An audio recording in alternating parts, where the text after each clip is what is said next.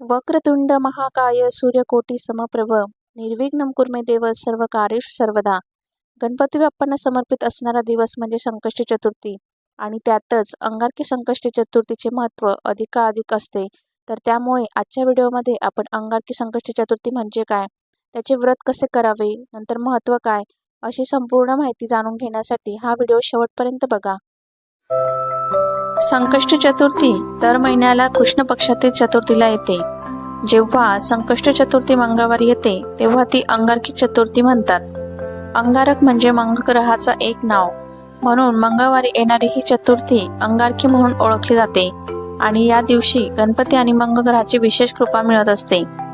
वैदिक शास्त्रानुसार अंगारकी चतुर्थी ही एक विशेष आणि वर्षातून फक्त एकदा येत असते. ही चतुर्थी अत्यंत शुभ अशी मानली गेलेली संकष्टी चतुर्थी असते, जी मंगळवारच्या दिवशी येत असते आणि ही चतुर्थी गणपतीची उपासना करणाऱ्यांसाठी अतिशय प्रभावी आणि फलदायी असते. अंगारकी संकष्टी चतुर्थीच्या दिवशी गणपतीचे व्रत किंवा दिवसभर उपवास करावा. सायंकाळी मंगलमूर्ती श्री गणेशाची पूजा करून बाप्पाला आवडणारे दुर्वा, जास्वंदाचे फूल, मोदक तसेच लाडू अर्पण करावे. गणपती स्तोत्र किंवा अथर्व शीर्ष 11, 21 किंवा 51 वेळा म्हणावे आणि रात्री चंद्रोदयानंतर किंवा चंद्राला अर्घ्य दिल्यानंतर, चंद्राचे दर्शन घेतल्यानंतर गणपती श्लोक वाचून किंवा आरती म्हटल्यानंतर मगच हा उपवास सोडावा. संकष्टी चतुर्थीच्या दिवशी आपल्याला ज्या ठिकाणी पूजा करायची असेल तर ती जागा स्वच्छ करून घ्यावी आणि त्या जागेवर पाट मांडावे किंवा ही पूजा आपण देवघरात केली तरीही चालेल. तर या दिवशी म्हणजे आपण गणपती बाप्पाला अभिषेक करणार आहोत, तर त्यासाठी आधी पाणी, त्यानंतर पंचामृत किंवा दूध आणि पाणी असा आपण अभिषेक करणार आहोत. आधी पाण्याने करायचा, नंतर पंचामृताने, नंतर पुन्हा पाण्याने आपल्याला अभिषेक करायचा आहे गणपती बाप्पाला आणि ओम गम गणपतये नमः असं मंत्र म्हणत आपण हा अभिषेक करायचा आहे. त्यानंतर गणपती बाप्पाची मूर्ती स्वच्छ पुसून ते पाटावर मांडायची आहे आणि त्यानंतर बाप्पाला गंध, अक्षत, बाप्पाचं आवडतं जास्वंदीचं फूल किंवा कोणत्याही लाल रंगाचं म्हणजे गुलाबाचं फूल आपण वाहिलं तरीही चालेल. त्याचप्रमाणे गणपती बाप्पाच्या आवडत्या दुर्वा 21 दुर्वा आपल्याला गणपती बाप्पाला व्हायच्या आहे आणि ही सर्व पूजा करत असताना आपल्याला ओम गम गणपतये नमः असा या मंत्राचा जप करत ही पूजा करायची आहे. त्यानंतर आपण बाप्पाला आवडणारे मोदक म्हणजे मोदकाचा नैवेद्य आपण बाप्पासमोर ठेवायचा आहे आणि ही सर्व पूजा करत असताना आपण आपल्या मुलांना बाजूला बसवायचं आहे किंवा ही पूजा आपण आपल्या मुलांकडून करून घ्यायची. तर अशा प्रकारे आपण संकष्टी चतुर्थीच्या दिवशी आपण बाप्पाची पूजा करायची आहे आणि अंगारकी संकष्टी चतुर्थीला दिवसभर उपवास करावा. उपवासामध्ये साबुदाण्याचे पदार्थ जसं की साबुदाण्याची खिचडी असेल, साबुदाणा वडा, पापड, तसेच भाजलेले शेंगदाणे, बटाट्याचा कीस, रताळे, ताजी फळे, दूध, दही आणि भगर यांसारखे पदार्थ आपण खाऊ शकतो. त्यानंतर संध्याकाळी अंगारकीचा उपवास रात्री चंद्र दिसल्यावर म्हणजे चंद्राला अर्घ्य देऊन आणि बाप्पाची आरती करून सोडला जातो. मग संध्याकाळी आपण सात्विक भोजन करावे आणि गणपतीला सात्विक भोजनाचा किंवा गणपतीला प्रिय असलेले उकडीचे मोदक किंवा नारळाचे मोदक नैवेद्यासाठी बनवून प्रसाद म्हणून ग्रहण करावे. त्यानंतर या दिवशी आपण कांदा, लसूण, मांसाहार आणि अल्कोहोल पूर्णपणे टाळावे. तांदूळ, गहू किंवा डाळींचे नियमित अन्न खाणे टाळावे. उपवासामध्ये फक्त फलाहारी पदार्थच खावेत. अशा प्रकारे आपल्याला अंगारकी संकष्टी चतुर्थी किंवा संकष्टी चतुर्थीचा उपवास करावा. दर महिन्याला येणाऱ्या संकष्टी चतुर्थीपेक्षा म्हणजे सामान्य संकष्टी चतुर्थीपेक्षा अंगारकी संकष्टी चतुर्थीचे महत्त्व अधिक आहे.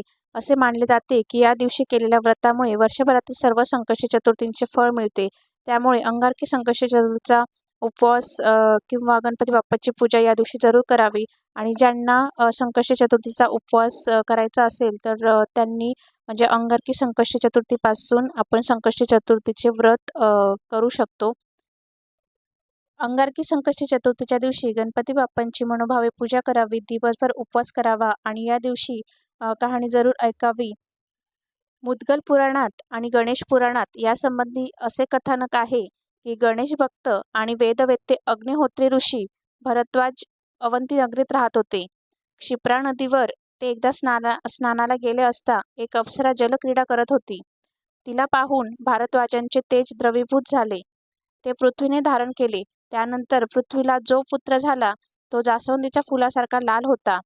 तो 7 वर्षांचा झाल्यावर पृथ्वीनं त्याला ऋषींच्या स्वाधीन केलं. त्यांनी त्याचे उपनयन केले, वेद शिकवले आणि गणेश मंत्र देऊन उपासना करायला सांगितले. त्यानंतर तो मुलगा अरण्यात गेला. त्याने 1 सहस्र वर्ष तप करून गणपती बाप्पांना प्रसन्न केले. गणपती बाप्पा त्याच्यावर प्रसन्न झाले व त्यांनी मुलाला दर्शन देऊन इष्टवर मागण्यास सांगितले. तो मुलगा म्हणाला की मला स्वर्गात राहून अमृत प्राशन करायचे आहे. माझे नाव त्रैलोक्यात विख्यात व्हावे. आज जी चतुर्थी आहे ती सर्वांना कल्याणकारी हो. यावर गणेशानं आज जी चतुर्थी आहे ती सर्वांना कल्याणकारी हो असं वरदान दिलं. तुझं नाव भूमिपुत्र म्हणून भौम आणि अकारकासारखा लाल आहे म्हणून अंगारक व शुभ करण्याची शक्ती असेल म्हणून मंगल असेही प्रसिद्ध होईल. या चतुर्थीला अंगारकी म्हणतील व हे व्रत करणाऱ्यांना ऋणमुक्त करणारी व पुण्यप्रद ठरेल असे वरदान दिले. तुला आकाशात ग्रहांमध्ये स्थान मिळेल व तू अमृत पाशन करशील असा वर त्याला गणेशानं दिला. तोच वार होता मंगळवार आणि गणेशाच्या वरदानामुळे अंगारकी चतुर्थीला अत्यंत महत्त्व प्राप्त झाले. गणपती बाप्पांनी आपल्या परमभक्ताला हे वरदान दिले की ह्यापुढे भविष्यात येणाऱ्या मंगळवारची संकष्टी चतुर्थी ही तुझ्याच अर्थात अंगारकी या नावाने ओळखली जाऊन संबंधित उपासकास 21 संकष्टी केल्याची फलप्राप्ती ह्या चतुर्थीमुळे मिळेल आणि तुझ्या या सहस्र वर्षांच्या तपश्चर्येचे पुण्य युगानुयुगे त्यांच्याही वाटले जाऊन त्यांना इच्छित मनोकामना पूर्ण होतील आणि ते ऋणमुक्त होतील. ज्या गणेश भक्तांना प्रतिमासे येणाऱ्या संकष्टी चतुर्थीचे व्रत करणे जमत नसल्यास अशांनी अंगारकी मात्र न विसरता व न चुकता आवर्जून करावी की ज्यामुळे 21 संकष्टी केल्याची फलश्रुती नक्कीच लाभणार असे वेदवचनही दिले गेले आहे. या व्रताच्या दिवशी सकाळपासून उपोषण करावे. सायंकाळी पुनः स्नान करून चंद्रोदय झाल्यावर गणेशाचे षोडशोपचार पूजन करावे. पूजेनंतर आरती म्हणून मंत्रपुष्प वाहून तुपात तळलेला 21 मोदकांचा नैवेद्य दाखवावा. चंद्रदर्शन घेऊन किंवा पाटावर चंद्राची आकृती काढून त्यावर गंध फूल वाहून नमस्कार करावा. अंगारकी महात्म्य ची पोथी वाचावी. मग गणपती बाप्पांचं स्मरण करत भोजन करावे. या व्रतासाठी शारीरिक शुद्धता पाहिजे.